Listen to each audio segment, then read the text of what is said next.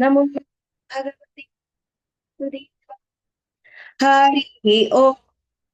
श्री गुरुभ्यो नमः।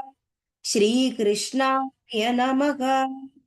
नारायणं सुरगुरुं जगदेकनाथं भक्तप्रियं सकललोकनमस्कृतं च त्रैगुण्यवर्जितमजं विभुमाद्यमीशं वन्दे भवघ्नम् अमरासुरसिद्धवन्द्यं नारायणं नमस्कृत्य नरं चैव नरोत्तमं देवीं सरस्वतीं व्यासं ततो जयमुदीरयेद् वसुदेवसुतं देवं कंसचाणूरमर्दनं देवकी परमानन्दं कृष्णं वन्दे जगद्गुरुं मनोजवं मारुततुल्यवेगं जितेन्द्रियं बुद्धिमतां वरिष्ठं वादात्मजं वानरयूथमुख्यं श्रीरामदूतं शिरसा नमामि।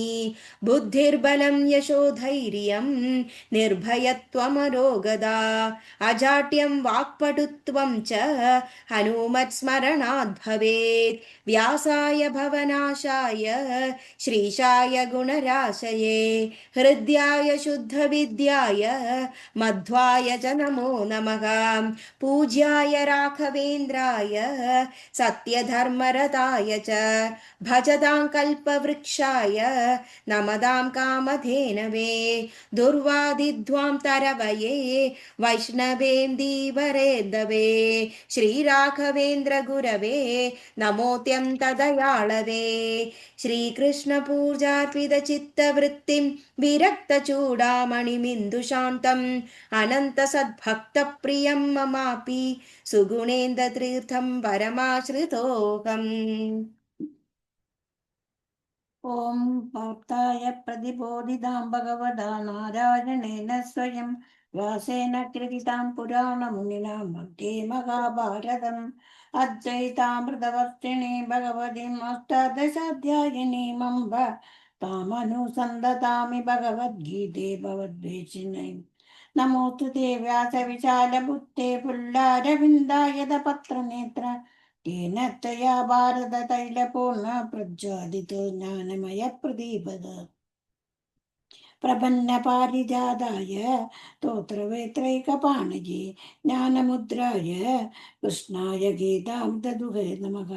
सर्वोपनिषदो गावो दोक्ता गोपालनन्दनः पार्थो वत्सतु दीर्भोक्ता गुप्तं गीतामृतं महतं वसुदेवसुतं देवं कंसचाणूरमर्दनं देवकी परमानन्दं कृष्णं वन्दे जगद्गुरुं भीष्मद्रोणदडा जयद्रथजलाकान्तारनीलोत्पला शल्यग्राहवती कृपेण वगनि कर्णेन वेलाकुलाम् अश्वत्थामविकर्णघोरमकरा दुर्योधनावर्तिने सूतेर्ना खलु पाण्डवैरणनदी कैवर्तक केशवां पाराशर्यवजत्सरोजममलं गीतार्थयुद्धोत्कट नानाख्यानककेसरं हरिकथा सम्बोधना बोधितं लोके सज्जन षट्पदैरहरः पेबीयमानं मुदा भूयात् भारतपङ्कजं कलिमल प्रध्वंसिनः श्रेयसे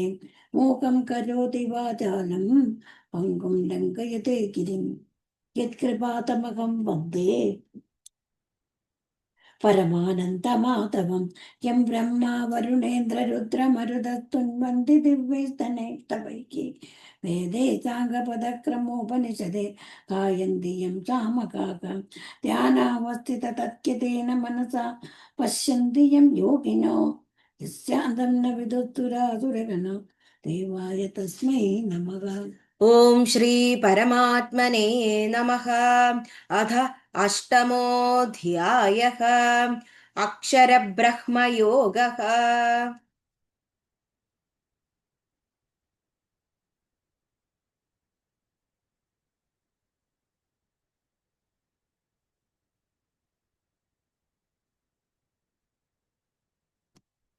शराशर ब्रह्मयोगः।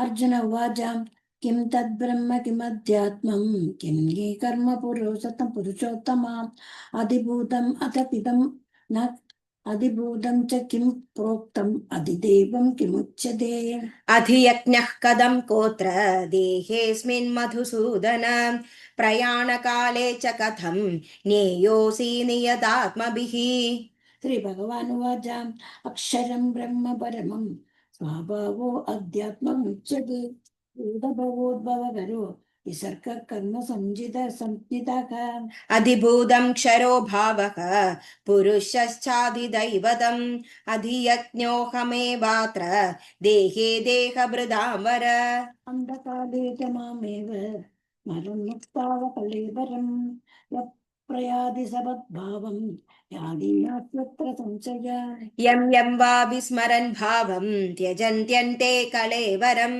तं तमेवैति कौन्तेय सदा तद्भावभावितः तस्मात् सर्वेषु कालेषु मामनुस्मर युध्य च मय्यर्पितमनो बुद्धिः मामे वैश्यस्य संशयः अभ्यासयोगयुक्तेन चेदसा नान्यग्रामिणां परमं पुरुषं दिव्यं याति पार्थानुचिन्तयन् कविं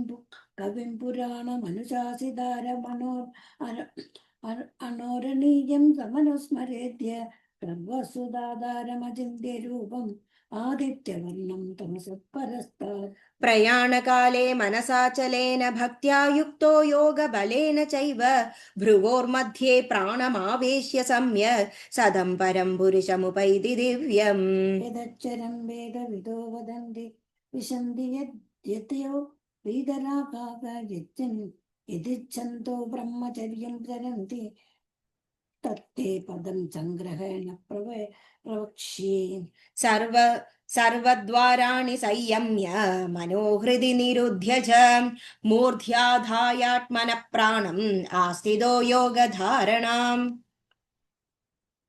ओमित्वेकाक्षरं ब्रह्म व्याकरन् मामनुस्मरन् यः प्रयादित्यजं देहं स जाति परमां गतिम् अनन्यचेताः सततं यो मां स्मरति सन् नित्यशः सत्तस्याहं सुलभः पार्थ नित्ययुक्तस्य योगिनः मामपेत्य पुनर्जन्म दुःखालयमशाश्वतं नाप्नुवन्ति महात्मान संसिद्धिं परमां गताः आब्रह्मभुवनालोकाः पुनरावर्तिनोऽर्जुन मामुपेत्य तु कौन्तेय पुनर्जन्म न विद्यते सहस्रयुगपर्यन्तम् अहर्यत् ब्रह्मणो विदुः रात्रिमुखः सहस्रान्तां देहो रात्रविदो जनाः अव्यक्ताद्व्यक्तयः सर्वाः प्रभवन्त्यः हरागमे रात्यागमे प्रलीयन्ते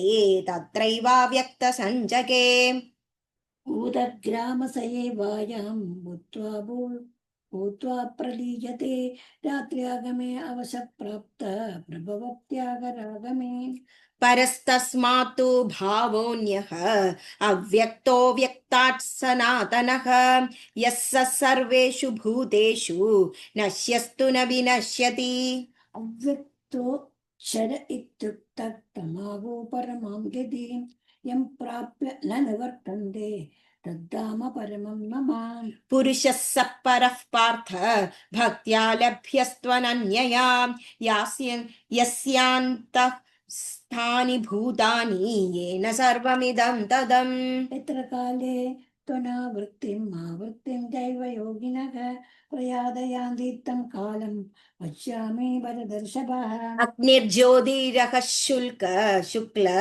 षण्मासा उत्तरायणम् तत्र प्रयादा गच्छन्ति ब्रह्मविदो जनाः धूमो रात्रिस्तदा कृष्ण चन्मासा दक्षिणायनं तत्र चान्द्रमसं ज्योतिर्योगी प्राप्य निवर्तते शुक्लकृष्णे गदिह्येते जगत्तः शाश्वते मते एकयः यात्यनावृत्तिम् अन्यया वर्तते पुनः नैदे श्रुति पार्थ जानन् योगी मुह्यति कश्चन तस्मात् सर्वेषु कालेषु योगयुक्तो भवार्जुन वेदेषु यज्ञेषु तपस्सु चैव दानेषु यत्पुण्यफलं प्रदिष्टम् अत्येति तत्सर्वमिदं विदित्वा योगी परं स्थानमुपैति चाद्यम् ॐ तत्सदिति श्रीमद्भगवद्गीतासु उपनिषत्सु ब्रह्मविद्यायां योगशास्त्रे श्रीकृष्णार्जुनसंवादे अक्षरब्रह्मयोगो नाम अष्टमोऽध्यायः। श्रीकृष्णार्पणमस्तु। ॐ पूर्णमदः पूर्णमिदं पूर्णात् पूर्णमुदमुच्यते पूर्णस्य पूर्णमादाय पूर्णमेवावशिष्यते। ॐ शान्तिः शान्तिः शान्तिः। हरिः ॐ श्रीगुरुभ्यो नमः। हरिः ॐ श्रीकृष्णार्पणमस्तु।